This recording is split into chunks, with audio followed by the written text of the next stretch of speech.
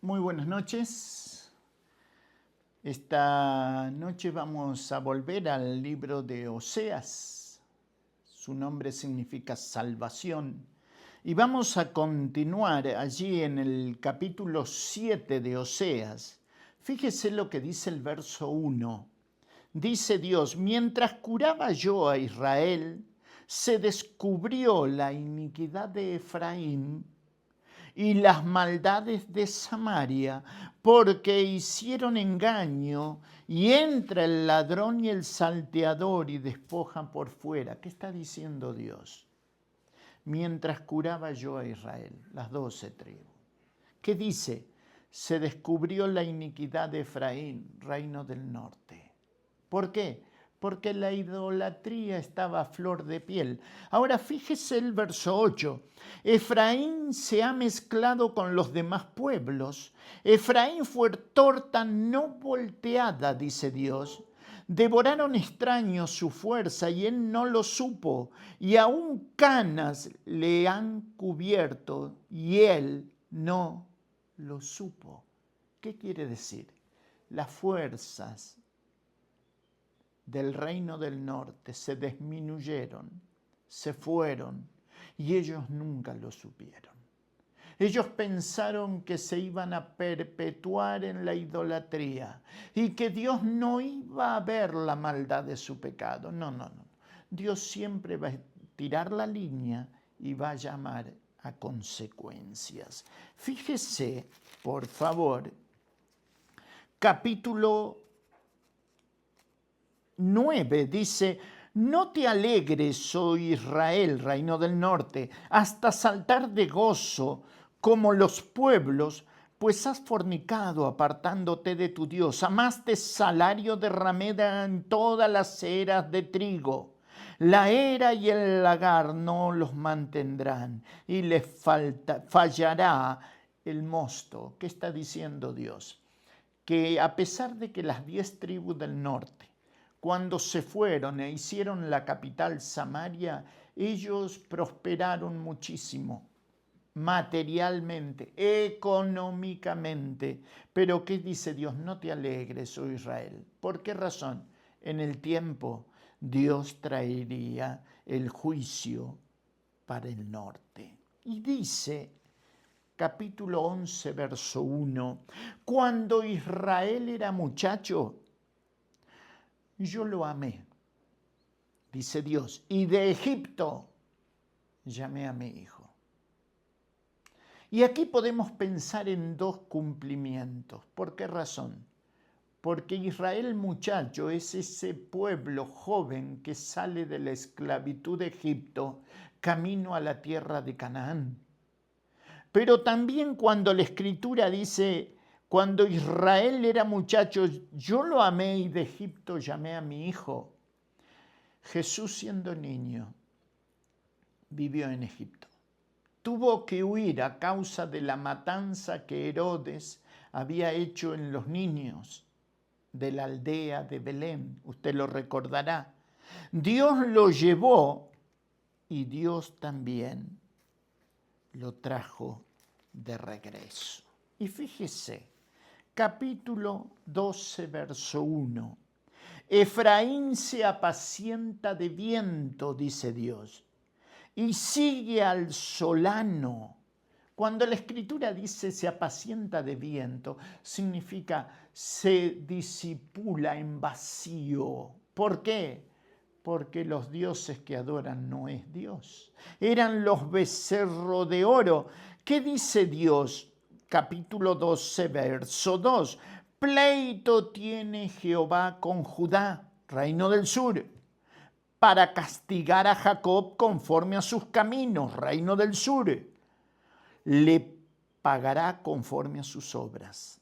En el seno materno tomó por el calcañar a su hermano y con su poder venció al ángel. Fíjese que le va a llamar al reino del sur, capital Jerusalén, le va a llamar Judá, pero también le llama Jacob. ¿Por qué? Jacob significa suplantador. ¿Y qué está haciendo Dios? Recordando aquel acontecimiento donde en el nacimiento de Saúl y de Jacob, los hermanos gemelos que estaban en el vientre de su madre, cuando Esaú estaba naciendo, dice la Escritura que Jacob venía tomado de su calcañar, de su taloncito. Y desde el vientre de su madre fue suplantador. Le robó a su hermano la primogenitura. Le robó a su suegro el rebaño de cabras y ovejas. Y llega el día en que, teniendo sus dos campamentos con sus esposas separadas, esa noche Jacob, el suplantador, luchó con un ángel. ¿Qué estoy diciendo? Y estoy hablando de Génesis capítulo 25 y 26, donde Jacob lucha con un ser extraño toda la noche. Y cuando va amaneciendo, el ángel dice a Jacob: déjame porque ya amanece, porque nadie puede ver el rostro de Dios y vivir. Y Jacob le dice: no te dejaré si no me bendices. ¿Qué está haciendo Jacob? Reconociendo que si necesita la bendición de ese ser, lo está reconociendo superior a él. Dice que el ángel tocó en el encaje del muslo y la pierna se descoyuntó. Cuando Jacob vio que no podía, se trabó del ángel y le dijo: no te dejaré si no me bendices. Y el ángel le dijo: no se dirá más tu nombre Jacob, suplantador, sino Israel, el que lucha con Dios y los hombres y vence. Hoy Israel se llama Israel, pero en aquel tiempo él se llamaba Jacob, nombre que vino de un hombre a un pueblo. Ahora, ¿por qué Dios lo llama acá Jacob? Porque las dos tribus del sur, capital Jerusalén, rey Roboán, eran similares a Jacob. ¿Qué? Engañosos, robadores. Ellos también se fueron detrás de dioses ajenos. ¿Qué dice el capítulo 13, verso 9? Te perdiste, oh Israel, mas en mí está tu ayuda. Dios le dice a las tribus del norte: te perdiste, pero en mí está tu ayuda. Entonces Dios pregunta: ¿dónde están tus reyes, los que pediste? Que yo te lo di en mi furor. ¿De quién hablaba? Nada más ni nada menos que del primer rey, Saúl, ¿verdad? Y Dios va a decir en el capítulo 13, verso 14, de la mano del Seol los redimiré, los libraré de la muerte. Y dice Dios: oh muerte, yo seré tu muerte. Y sabes, miramos a Israel, las 10 tribus del norte, miramos a Judá, las 2 tribus del sur, y nos miramos a nosotros mismos. Y miramos a toda la humanidad en el planeta. ¿Qué dice Dios? De la mano del Seol, del infierno, los redimiré, los compraré, los quitaré.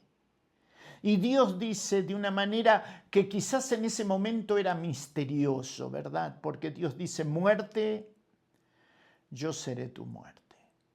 Y usted recuerda que cuando Cristo vino, Él dijo: yo pongo mi vida por mí mismo. A mí nadie me la quita. Tengo poder para poner mi vida, tengo poder para volverla a tomar, porque este mandamiento recibí de mi Padre.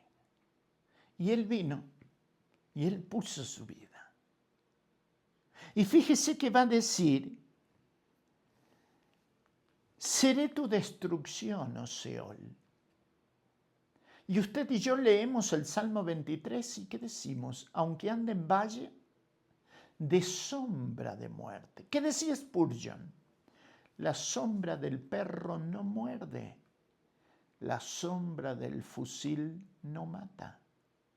Y para el cristiano la muerte es una sombra, porque ya mi Salvador ocupó mi lugar. Él cargó la cruz que yo no podía llevar. Él fue el sacrificio perfecto que yo no podía hacer. Él se ofreció por mí y dice, muerte, yo seré tu muerte. Y la compasión será escondida de mi vista. Y el profeta Isaías, en su capítulo 53, ¿qué dice? Varón de dolores, experimentado en quebranto. Él murió por mí. Fíjese el capítulo 14. Vuelve, oh Israel, a Jehová tu Dios, porque por tu pecado has caído. Y déjeme decirle, recuerde, cada vez que los profetas van culminando su libro, dejan un destello de esperanza para el pueblo al cual le están escribiendo. Capítulo 14, verso 4. Yo sanaré su rebelión, los amaré de pura gracia, porque mi ira se apartó de ellos. Yo seré a Israel como rocío, reino del norte. Él florecerá como el lirio, se extenderán sus raíces como el Líbano, se extenderán sus ramas y será su gloria como la del olivo, perenne.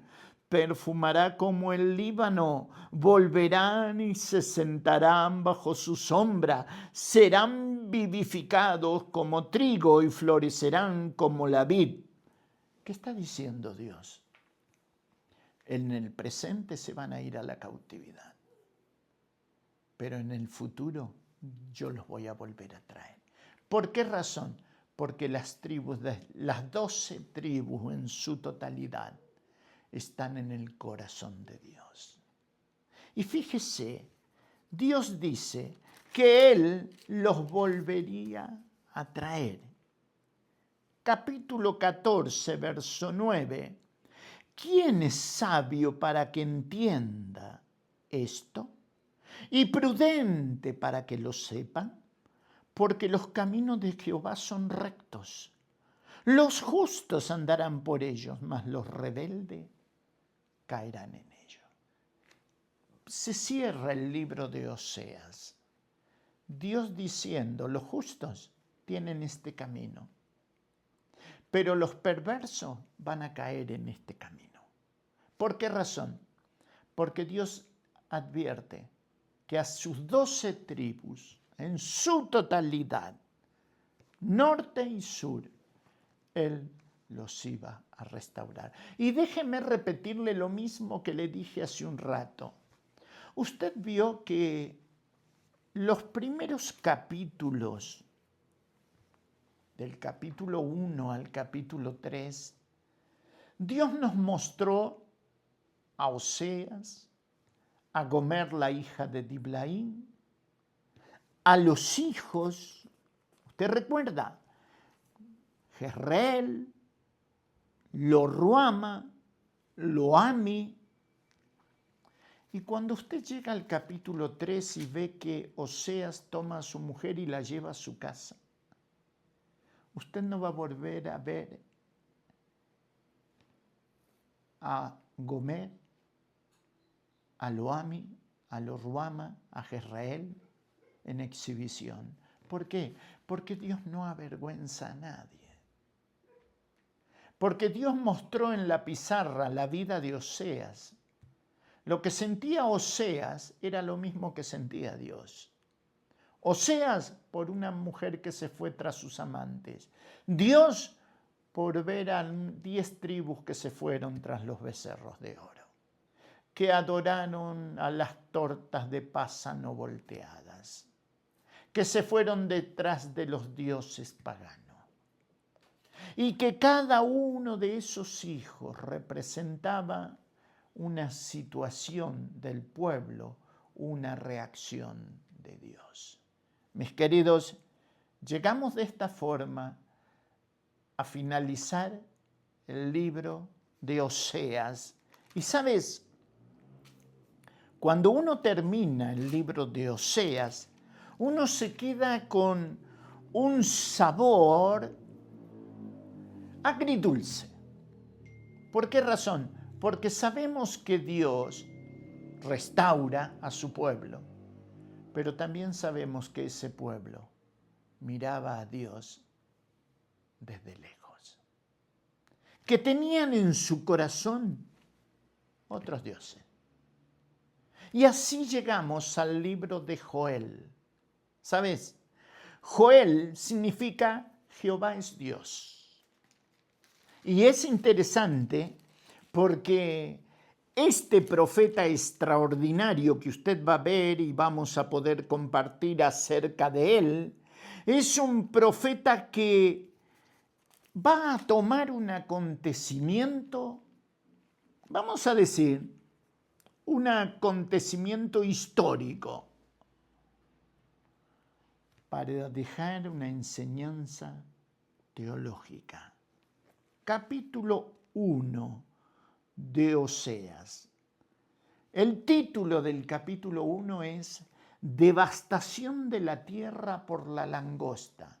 Por eso le dije, Oseas es el profeta que Dios lo toma como pizarra para mostrarnos lo que sentía el corazón de Dios por un pueblo idólatra.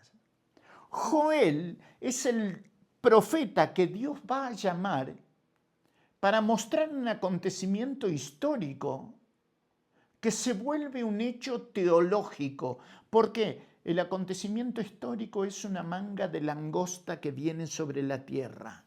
Cuando digo manga de langosta, estoy diciendo una cantidad de langosta tan grande, pero tan grande, que devastaría la tierra, la producción, y dejaría a los habitantes de la tierra a diente pelado, en hambre y en destrucción. ¿Qué dice? Palabra de Jehová que vino a Joel, hijo de Petuel. Oíd esto, ancianos, y escuchad todos los moradores de la tierra. Fíjese usted que dice todos los moradores de la tierra. Los involucra a todos y dice, ¿ha acontecido esto en vuestros días o en los días de vuestros padres? De esto contaréis a vuestros hijos y vuestros hijos a sus hijos y sus hijos a la otra generación. Escuche bien. ¿Qué dice Joel? Lo que quedó de la oruga comió el saltón. Lo que quedó del saltón comió el revoltón, y la langosta comió lo que del revoltón había quedado. Y uno dice, bueno, pero ¿qué es oruga, saltón? Está hablando Joel del proceso de crecimiento de la langosta, ¿verdad? Ahora fíjese, Dios va a traer sobre la tierra la langosta.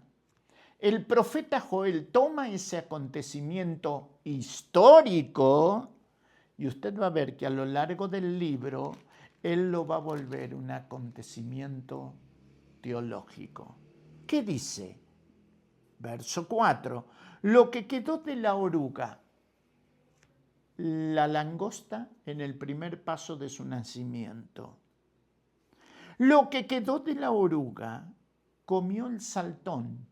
Saltón es la langosta cuando todavía no tiene las alas crecidas porque es bebé, porque es jovencita, nueva.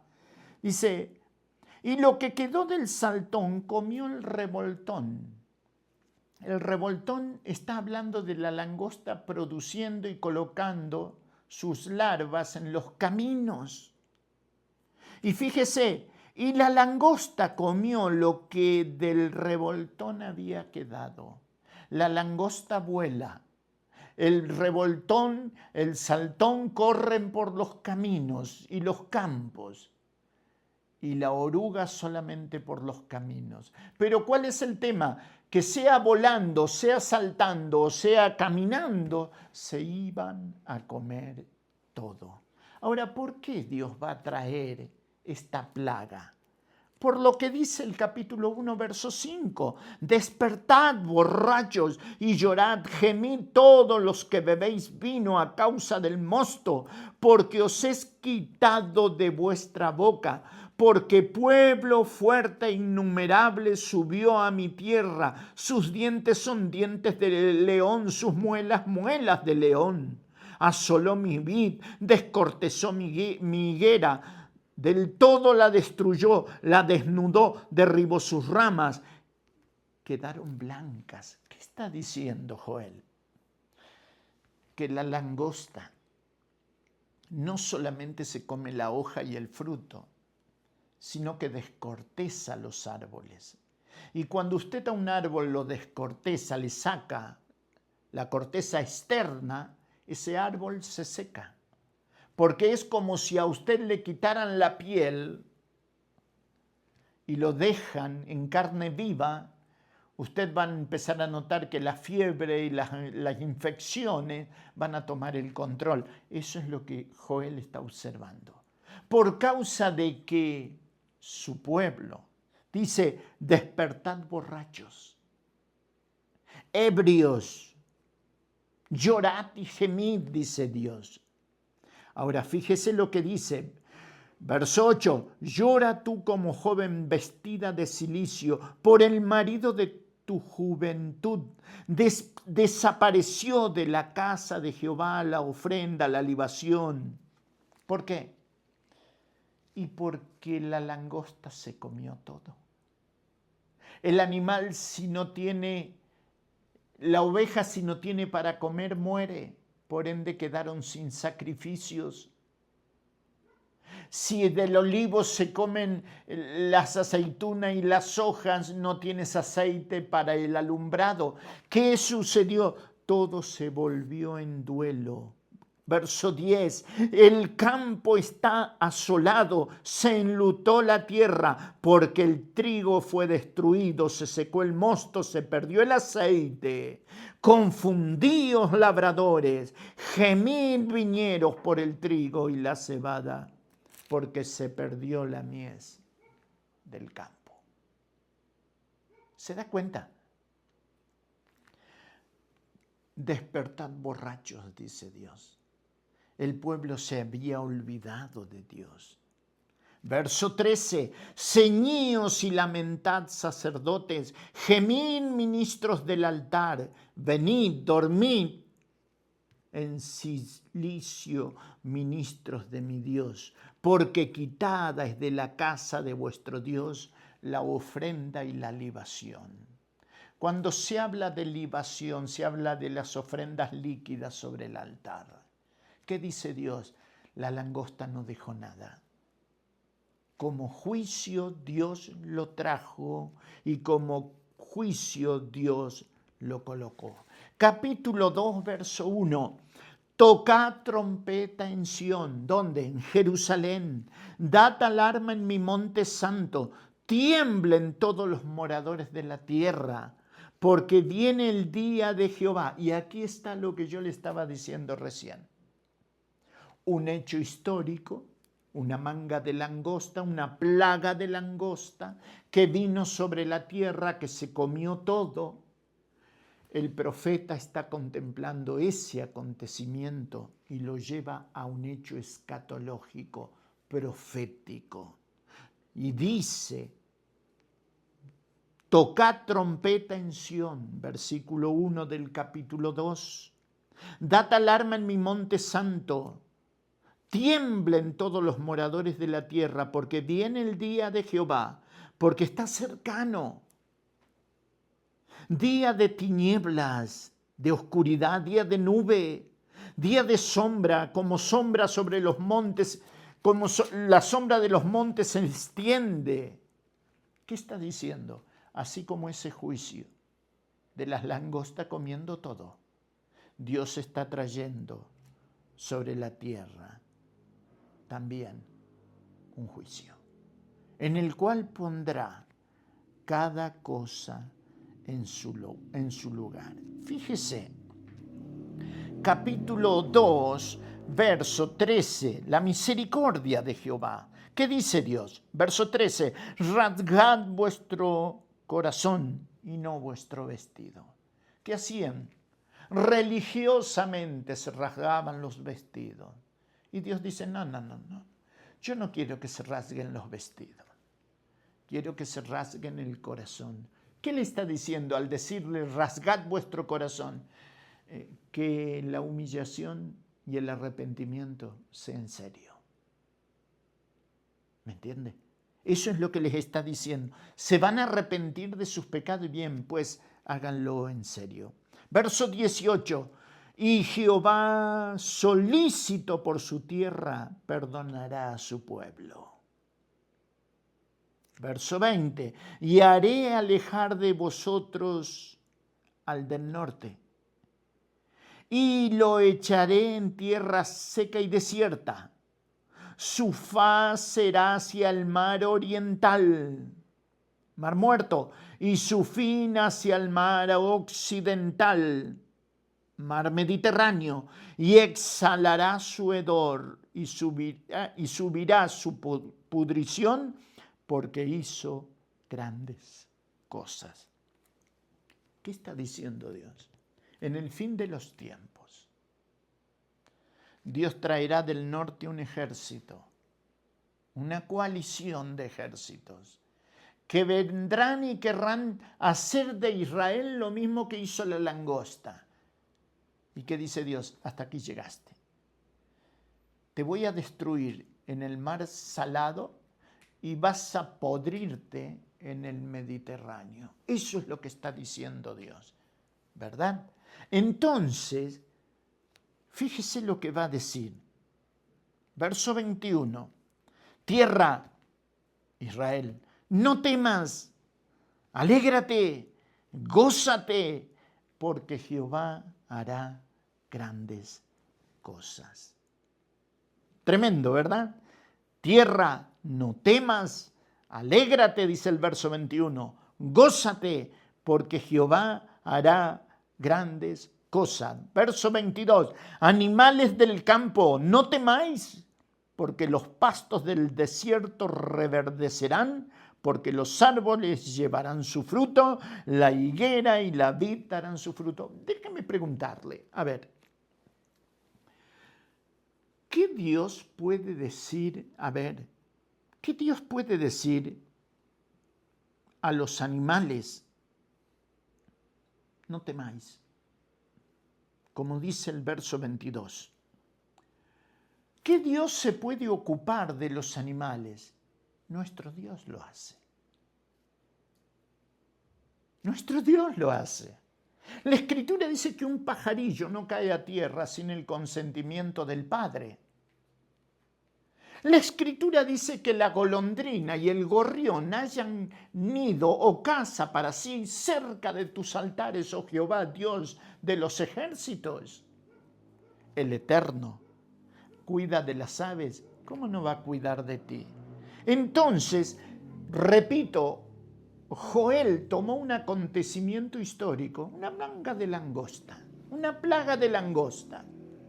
pero Dios se lo enfocó en un hecho escatológico, en el fin de los tiempos. Recuerde, en el fin de los tiempos, antes del reino milenial, Dios permitirá que una coalición de ejércitos venga y Dios los va a destruir.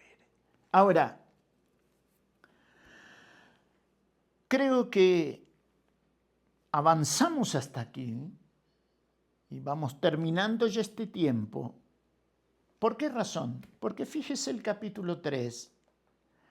Porque en aquellos días y en aquel tiempo en que haré volver la cautividad de Judá y de Jerusalén, reuniré a todas las naciones y las haré descender al valle de Josafat, y allí entraré en juicio con ellas a causa de mi pueblo Israel, mi heredad, a quien ellas esparcieron. Fíjese,